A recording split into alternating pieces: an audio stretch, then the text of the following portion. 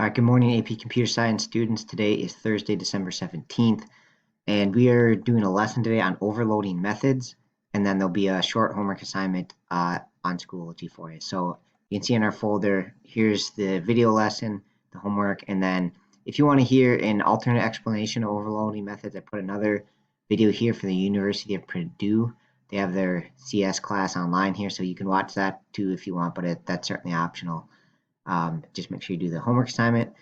And then this is kind of a shorter day. So again, on these days when you have extra time, I can't stress it enough. Work ahead on these programming exercises, right? They go pretty quick, but just don't wait till the very end.